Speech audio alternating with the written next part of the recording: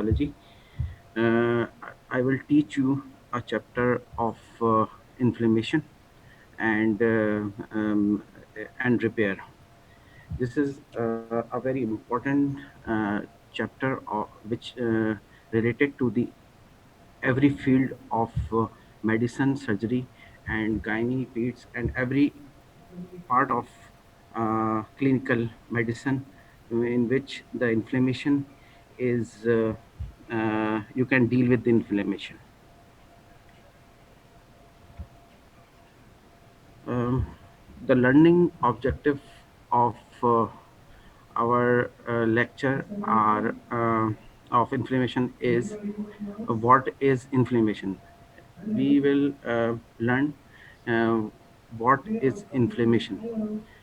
The next uh, thing will be thing which we will learn is a sign of inflammation, and the is types of inflammation, and fourth one is steps of inflammatory responses, and the fifth one is what are the causes and stimuli of inflammation, and in the last of the lecture we will understand the vascular changes take place in acute inflammation.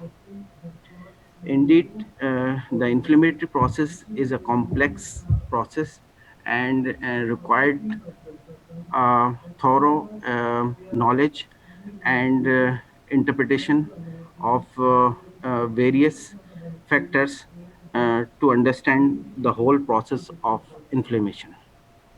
So, we start with what is inflammation. The inflammation it is a response of vascularized tissue. This inflammation is a response of vascularized tissue to infections and damaged tissue that brings cells and molecules of host defense from circulation to the site where they are needed in order to eliminate the offending agent. Indeed, it is difficult to understand in just one read. I will summarize and elaborate that definition in elaborate that definition.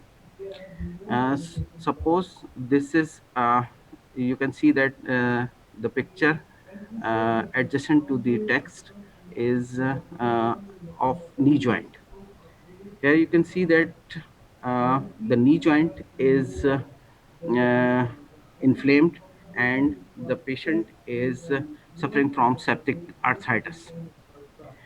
Now we apply the definition of inflammation on that picture.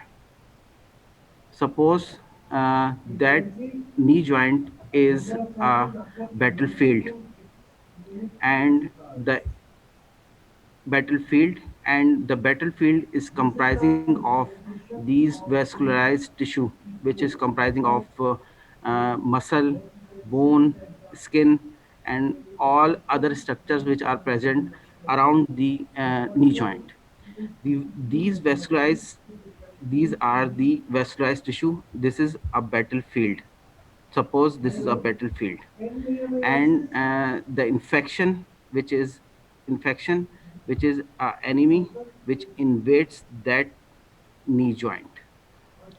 What happened when these infective agent is invading the knee joint? The whole the inflammatory system is activated, that brings cells and molecules of host defense from circulation to the site like this knee joint where they are needed in order to eliminate the offending agent. After the inflammatory cells are activated and they reach that they reach that knee joint area, and knee joint area and engulf the invading agent such as bacteria and any other injurious agent. So it is actually a response inflammation is a response of body against infection. Another definition which is precise and short, which is inflammation is a local response of living tissue uh, to injury. To injury. Injury may be infection and tissue damage. Here you can see that the child have periorbital inflammation, and there is uh, reddening of the skin.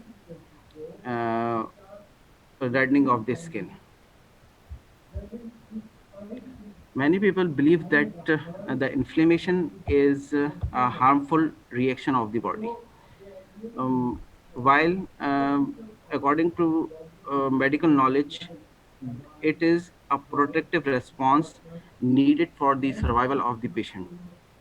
So it is a protective mechanism. It is a protective mechanism.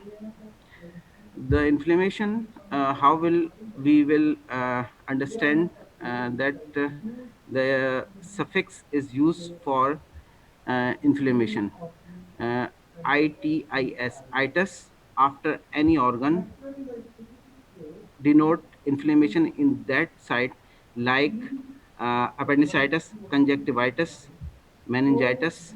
And here you can see the picture in which the patient have dermatitis. There are different signs of inflammation. Different early in the early years, four cardinal signs is described by a scientist, Celsius. These four signs are rubor, which is redness; tumor, which is swelling; calor, which is heat; and dolor, which is pain. These all signs are described by Celsius, and these are the cardinal signs of inflammation. After that, the scientist Virtue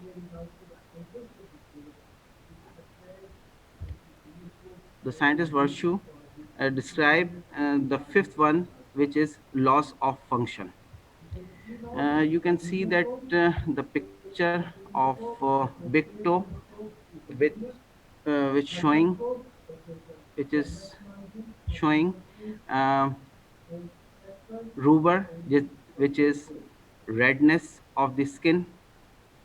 First one, rubor, and you can see that the whole skin around the big toe is red.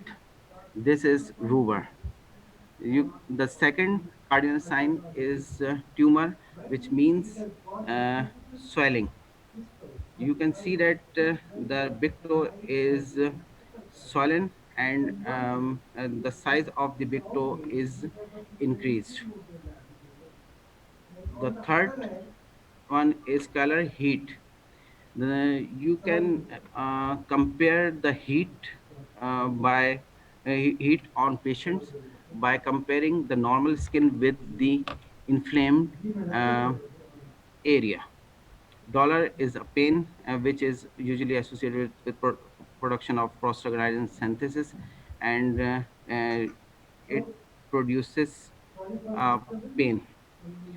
These all signs of inflammation leads to loss of function, which means loss of function. These all signs of cardinal signs of inflammation, rubor, tumor, color, and dollar, uh, finally leads to loss of function. That the big toe is unable to function normally. Then we will uh, study the types of inflammation. There are two types of inflammation. Number one is acute inflammation. The second one is chronic inflammation. In acute inflammation, the duration is short and represents the early body reaction followed by healing. In chronic inflammation, the duration of the inflammation is long, and causative agent of acute inflammation persists for longer.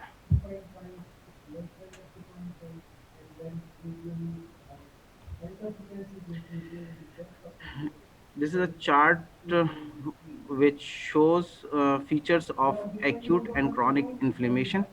Uh, the features which we will discuss is onset of inflammation, cellular infiltrate, tissue injury and fibrosis, and local and systemic signs.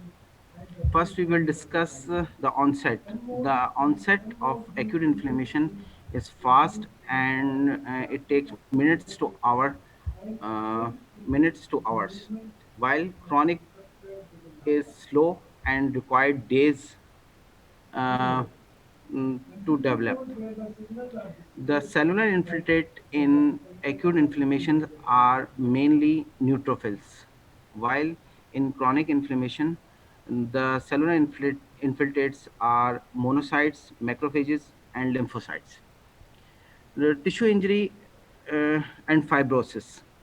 In acute inflammation, the tissue injury and fibrosis is usually mild and self-limited, and while in chronic inflammation, um, uh, it is often severe and progressive, and leads to fibrosis.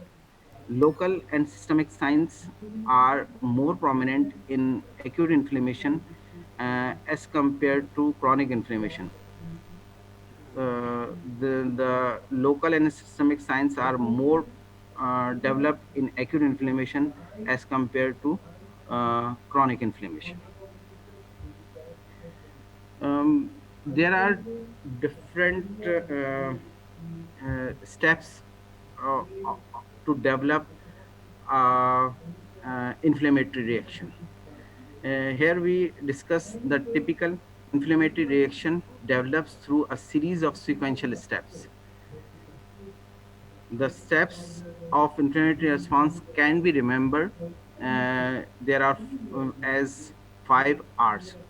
There are 5 R's which you can remember easily, that these 5 R is a sequential steps of inflammatory reaction. Inflammatory reaction. The first step of inflammatory reaction is recognition of injurious agent. First, in every when the organism invade or reach the vascularized connective tissue, first the first the body recognize the injurious agent. The injurious agent is recognized by the receptors which are present on the antigen presenting cells and epithelial cells.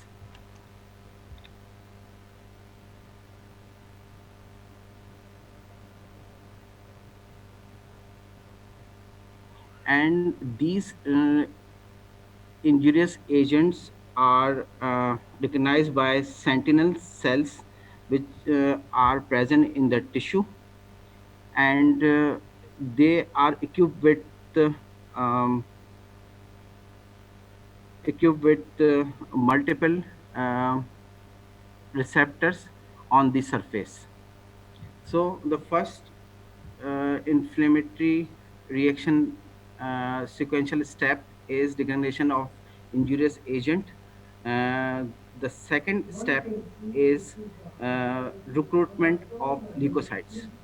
After identifying the injurious agent, the the inflammatory process recruit leukocytes from the system to the site where they are needed.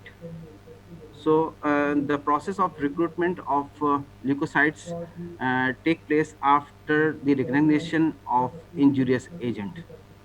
After the recognition, and recruitment of leukocytes, the macrophages try to remove that agent by phagocytosis. This is a third step of removal of the agent. That removal of the agent take place. After removal of the agent, the response, uh, regulation of the response is take place. Regulation of response is important for terminating the reaction when it has accomplished its purpose. After completing and removal of the offending agent, the inflammatory process should be stopped. Otherwise, it will damage the normal tissue of the body. After termination of or regulation of the inflammation, resolution of vascularized connective tissue take place and repair started. These are the five R's of inflammatory response, as recognition of injurious agent, recruitment of leukocyte, removal of the agent, regulation and resolution. Um, to the next, we will discuss acute inflammation. Acute inflammation comprising of three major components. Number one is dilatation of small vessels leading to an increase in blood flow. This is a vascular response in which the dilatation of small vessels uh, take place, which increases the blood flow. The second major component is increased permeability of the microvasculatures, enabling plasma proteins and leukocytes to leave the circulation. This second part is also a part of uh, dilated vascular system. This is also a part of vascular event. The third one is immigration of leukocytes from microcirculation, their accumulation in the focus of injury, and their activation to eliminate the offending agents. Acute inflammation is divided into uh, two events, the vascular event and the cellular event. The vascular event, uh, in the previous slide, I told you point number one and point number two, dilatation of small vessels and increased permeability of microvasculature.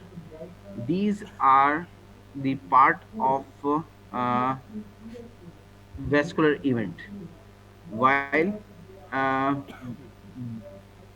the third point, in which the immigration of leukocytes from microcirculation, their accumulation in the focus of injury, and their activation to eliminate offending agent, is a part of cellular event.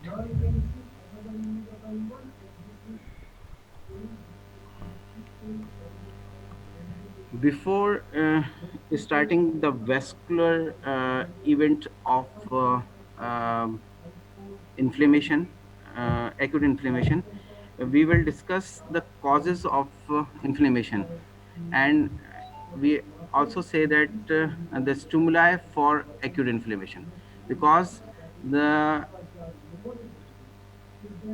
stimuli for acute inflammation stimulate the process of inflammation. There are multiple stimuli for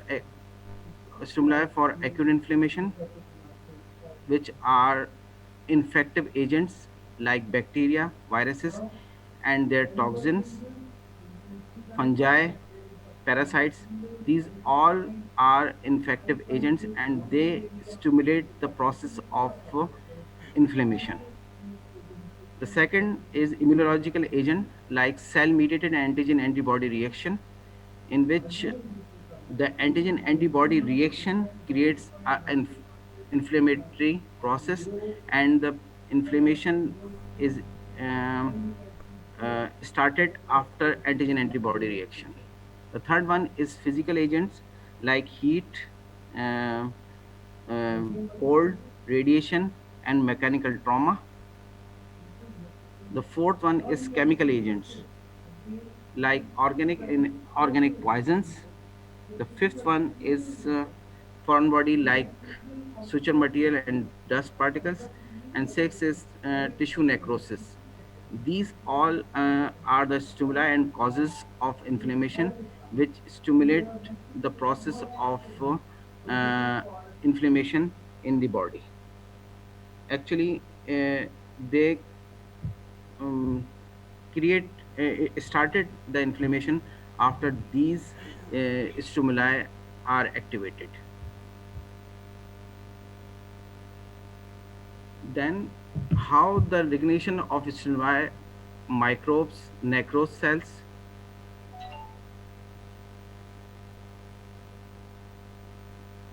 how the recognition of stimuli, microbes, necrose cells, and foreign body take place. The antigen presenting cells and epithelial cells have receptors that sense these stimuli. Cellular receptors for microbes are cellular receptors for microbes. Cells express receptors in plasma membrane for extracellular microbes, the endosomes for ingested microbes, and the cytosol for intracellular microbes that enable the cells to sense the presence of foreign invaders in any cellular components. Uh, there are many receptors for tissue to recognize the invading agent or infection. There are two main types of receptors to recognize the invading agent. Is number one is most common is toll like receptor. The other one is inflammasome.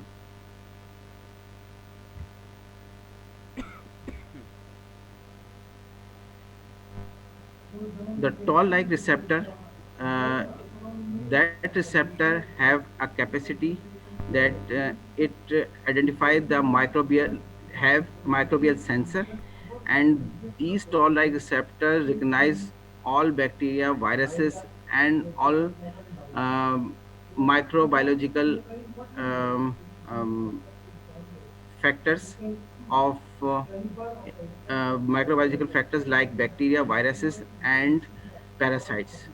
So these toll-like receptor activate the process of inflammation by recognizing bacteria, viruses, and pathogens. After these activation of toll-like receptors result in production of mediators of inflammation. These receptors activates mediators of inflammation and which start the process of inflammation. The second receptor is multi-protein cytoplasmic complex, recognized product of dead cells. The inflammasomes identify the dead cells and they activate after activation of caspase 1. The caspase 1 activate interleukin 1, which is a mediator of leukocyte recruitment. The interleukin 1 is a potent mediator of leukocyte recruitment. When interleukin 1 is activated, the leukocyte recruitment at the site of inflammation started. These when these leukocytes reach at the site of site of injury, they phagocyte and destroy dead cells. Um, then we will understand that reaction of blood vessels in acute inflammation. How the blood vessel react when acute inflammation take place. It consists of changes in flow of blood and permeability of vessels. There are two changes, main changes take place in the blood vessel, that is change in the flow of blood and permeability of the vessel take place. Both these changes maximize the movement of plasma protein and leukocyte out of the circulation and into the site of infection or injury. In summary, the flow of blood, change in the flow of blood and permeability of the vessels increase plasma protein and leukocyte at the site of infection. What happens when these events take place? The escape of fluid, proteins and blood cells from vascular system into the interstitial tissue or body cavity is take place and is known as exudation. The exudation is further divided into exudate and transudate. This is a picture in which you can see that the first uh, vessel is normal, in which there is a plasma protein and that pink color fluid is is plasma uh, is plasma is plasma. Two pressures are present in the blood vessels, that is with blue arrow there is hydrostatic pressure. The second is colloid osmotic pressure.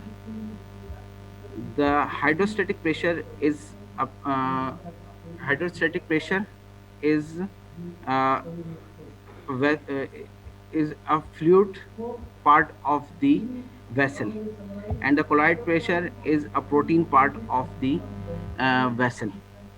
These both occurs hydrostatic pressure and colloid osmotic pressure maintain the fluid inside the vessel. Normally, proteins and and the fluid not pass around the vessel, while in inflammation, like in exudates, there is vasodilation as compared to normal vessel. There is increased vasodilation and stasis of the blood, and fluids and proteins are leaked out of the vessels. Why these fluid and proteins leak out from the vessels? Because there is increased intraendothelial space due to inflammation. The third one is the third C, which is transudate. We have low protein content and few cells, and you can see these transudate fluid in decrease in liver diseases, kidney diseases, in which there is a loss of proteins take place, and you can see that the protein content is decreased in the vessel, so the fluid is escaped from the vessel wall to outside the interstitial tissue.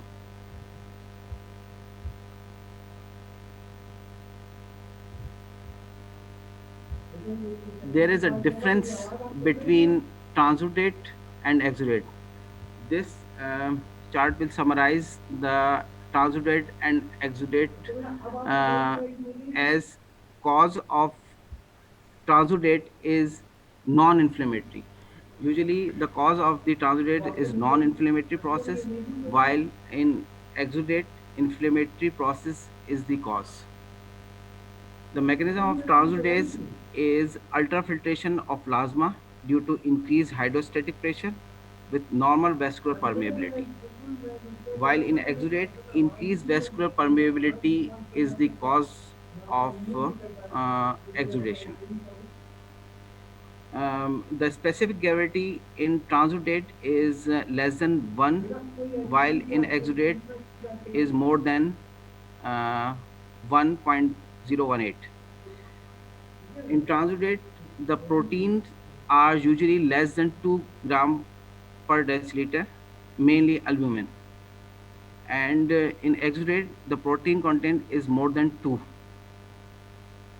Cell count is low in transudate, while cell count is high in exudate. The types of inflammatory cells present in transudate is few lymphocytes and mesothelial cells, while in exudate, neutrophil in acute and lymphocyte in chronic inflammation is more common. Bacteria is absent in transudate while usually present in exudate. The example, if transudate is congestive cardiac failure, while in exudate, a pus is you see the pus in the exudate. Characteristic of edema, usually in transudate, the patient have pitting edema, while in exudate, the patient have non-pitting edema.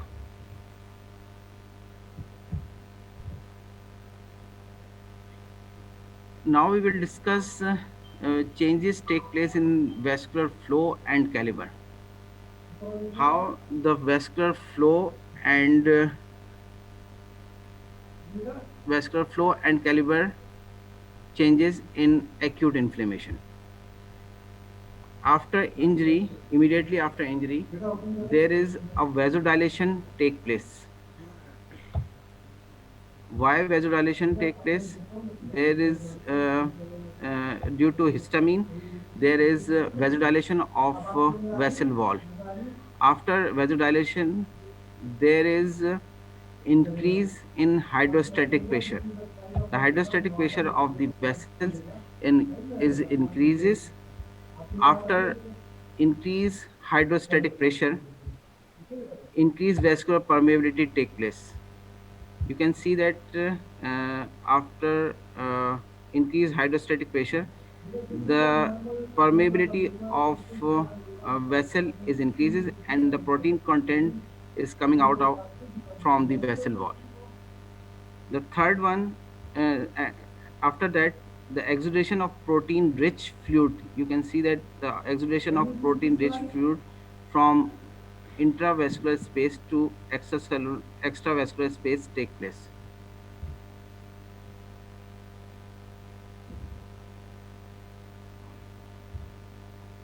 Exudation, after exudation of protein, increase blood viscosity and um, it, it increase blood viscosity and vascular and increase dilatation and fluid loss take place. Increase concentration of red blood cell. You can see the background picture.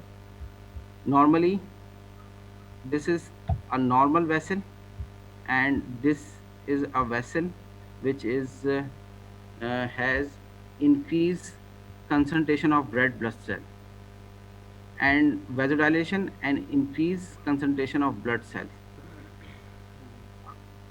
After increased concentration of red blood cell, slow moving erythrocytes, the movement of erythrocyte is slowed down and stasis of the erythrocyte take place. Due to stasis, after stasis, the leukocytes, mostly neutrophils, accumulate along the endothelium and they marginate.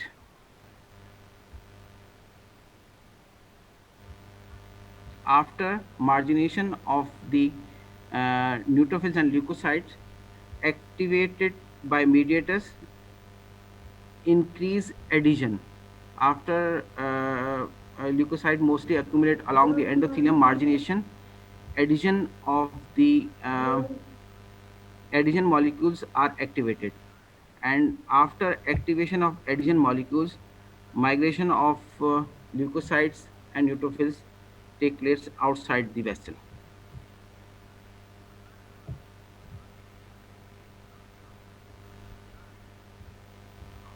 V- Vascular changes, change in vascular flow and caliber, and increased vascular permeability are the two major signs of acute inflammation. The increased vascular permeability is the hallmark of acute inflammation. There is escape of fluid, blood, and proteins from blood vessels into the interstitial tissue. The hallmark of acute inflammation is escape of fluid, blood, and proteins from blood vessel into the interstitial tissue. How these uh, how these uh, tissue how these fluid, blood, and protein content leak out from the vessel wall.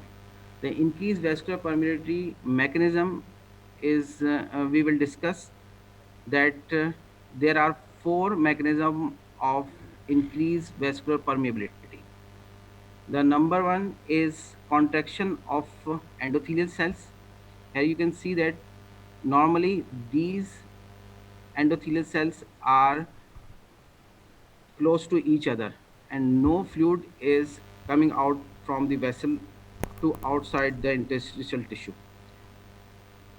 Here you can see that the endothelial cells are contracted and they create that contraction creates a gap between endothelial cells and allow the fluid and proteins from vessel to the interstitial tissue.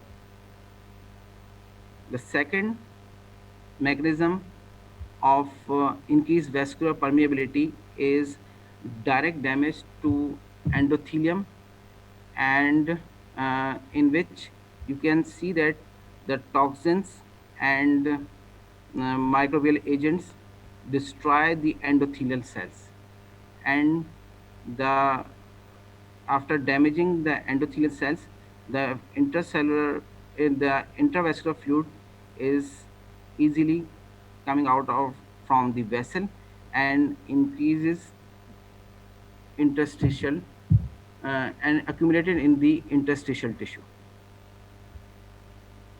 Then third mechanism of increased vascular permeability is endothelial injury due to leukocytes. Here you can see that the leukocytes, which uh, here is a neutrophil which damaging the endothelial surface. That damaged endothelial surface also allow the intravascular fluid to come out from the into the interstitial space. The fourth one is transcytosis, in which there is no damage to the uh, endothelial cells, while no damage to the endothelial cell take place, and the fluid is pass out from the vessel through uh, um, uh, through through endothelial receptors.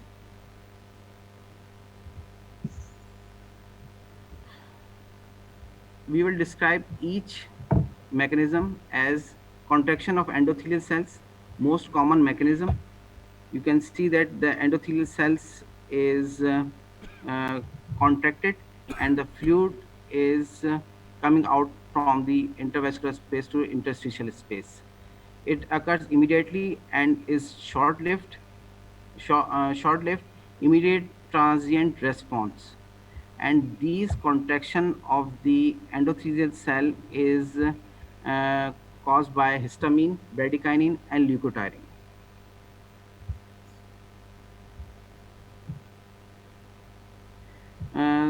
The second mechanism of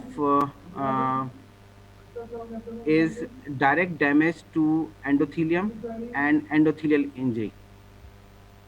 Direct damage is mostly take place in burn, microbes, and in caused by microbes, burn and toxins occur immediately and is sustained for several hours until the damage is repaired. You can see that in direct endothelial injury, the endothelial cells are damaged due to burn and microbes, and these damaged endothelial cells allow the intravascular fluid to outside the vessels into the interstitial space.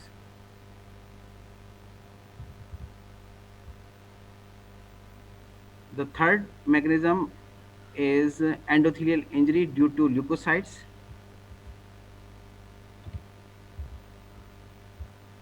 Neutrophils adhering to the endothelium may injure it, occur immediately, and is sustained for several hours until the damage is repaired. So you can see that the endothelial cells are damaged by neutrophils, and that damaged endothelial lining allow the fluid from intravascular space to outside the interstitial space. These increased vascular permeability is the hallmark of inflammation, and you see that the inflammation and hyperemia and swelling of the acute inflammation is predominantly depend on increased vascular permeability.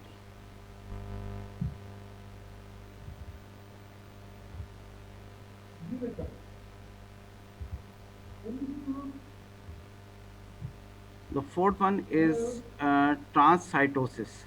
In transcytosis, there is increased transport of fluid and proteins involving intracellular channels. Intracellular channels. Involving intracellular channels. The channels are stimulated by vascular endothelial growth factor, which promotes leakage of fluid from intravascular space to outside the interstitial tissue. Uh, Today we cover following topics like what is inflammation, signs of inflammation, types of inflammation, and we understand the steps of inflammatory response, and we identify that what are the causes and stimuli for inflammation, vascular changes, and in the last we identify that vascular changes in acute inflammation.